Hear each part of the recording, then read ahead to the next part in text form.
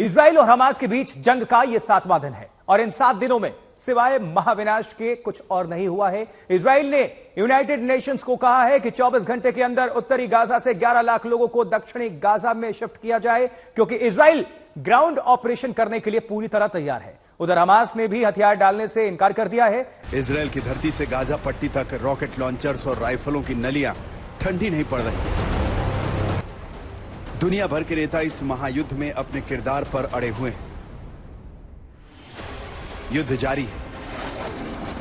ऐसे में इजराइल के अंदर सवाल उठने लगा है कि आखिर वो कौन सी एक चूक थी जिसने ये महायुद्ध छेड़ दिया। על המתקפה המתועבת הזו החליט יחיא סינואר. इजराइल का पैटर्न अमेरिका मानता है कि ये उसकी भी नाकामी थी।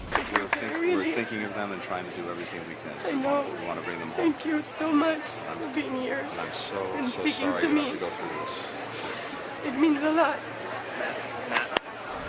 इजराइल की जनता कहती है कि ये नेतन्याहू सरकार की नाकामी थी और दुनिया कह रही है कि ये इजराइल के इंटेलिजेंस सिस्टम की नाकामी थी, क्योंकि ये सपने में भी सोचना मुश्किल है कि हमास इतने बड़े पैमाने पर हमले की तैयारी कर ले और इजराइल को कानो कान खबर ना हो। इसके लिए हमास ने पहले इजराइल को ये जताने की साजिश रची कि वो शांति की ओर बढ़ रहा है। हमास की एक लीडरशिप गाजा पट्टी के अंदर हमास के खिलाफ प्रदर्शन कराकर इजराइल को झांसा दे रही थी कि आतंकवाद के खिलाफ गाजा के लोग उठ खड़े हुए हैं। इसी झांसे में आकर इजराइल ने गाजा का बॉर्डर खोल दिया। 18,000 फिलिस्तीनियों को 10 गुनी तनख्वाह पर नौकरी दे दी।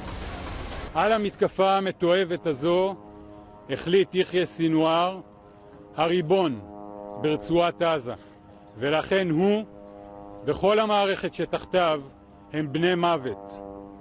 אנחנו נתקוף אותם, אנחנו נפרק אותם, נפרק את המערכת שלהם. इजराइल के अंदर ये बौखलाहट हमास के हमले में हुए नुकसान की तो है ही, ये बौखलाहट इजराइल के पूरे सिस्टम की नाकामी को लेकर भी कम नहीं। जिस इजराइल के इंटेलिजेंस, जिस इजराइल के डिफेंस, जिस इजराइल की पॉलिटिकल लीडरशिप को दुनिया में मिसालें दी जाती हैं, उस पूरे सिस्टम ने सिर्फ हमास जैसे आतंकवादी संगठन पर भरोसा करके अपनी साख मिट्टी में मिला दी। हमास के साजिश और खून खराबे के बाद आज इजराइल इतना बौखलाया हुआ है कि हमास के आतंकवादियों को मारने के चक्कर में पूरे गाजा पट्टी को कब्रिस्तान बनाने पर तुल गया है। लेकिन इजराइल ने अगर यही संजीदगी और सतर्कता हमास को डील करने में दिखाई होती तो आज ये महायुद्ध नहीं छिड़ता।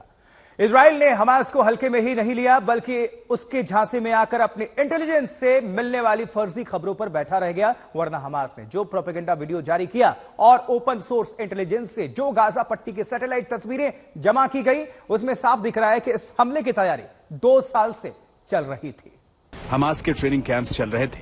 हमास के आतंकवादी गुरिल्ला वॉरफेयर की ट्रेनिंग ले रहे थे। החליט יחיא סינואר, הריבון ברצועת עזה, ולכן הוא וכל המערכת שתחתיו הם בני מוות.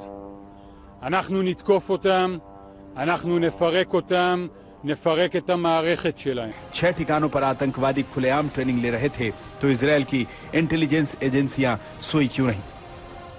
इजराइल के डिफेंस चीफ उस चूक की समीक्षा बाद में करने की बात कहते हैं, लेकिन इजराइल अभी भी यही कह रहा है कि हमास की ट्रेनिंग साइट्स गाजा में अक्सर चला करती थी और इजराइल इसी धोखे में रह गया कि ये भी वैसे ही ठिकाने हैं जिन्हें वक्त वक्त पर इजराइल मिटाता रहा है। लेकिन इस बार की ये तैयारी इतने भर नहीं थी। ये हमास की ऐसी तैयारी थी जिसमें झांसा देने में गाजा पट्टी का पूरा सिस्टम उनके साथ था। इजराइल भी आज की दुनिया में चल रहे एक डिस्कोर्स की तरह इसी धोखे में रह गया कि हमास अलग है और गाजा पट्टी में रहने वाले फलस्तीनियों का सिस्टम अलग। दुश्मन पर इसी भरोसे और लापरवाही का अंजाम इजराइल भुगत रहा है और हमले का अंजाम बेगुनाह फलस्तीन। आज तक ब्यूरो। जंग काफी भीषण होती जा रही है। अब आपको दक्षिणी इजराइल से एक रिपोर्ट हम दिखाते हैं, अपने सहयोगी गौरव सावंत की रिपोर्ट।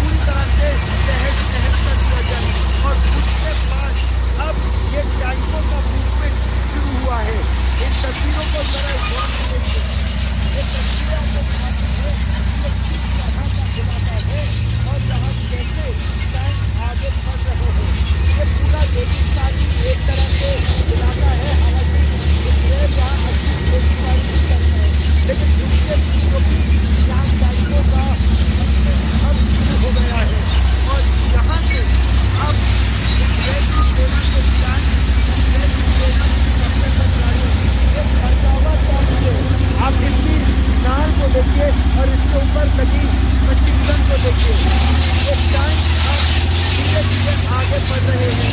इसमें जो सैनिक सुपर तैनात थे वो इन टैंकों को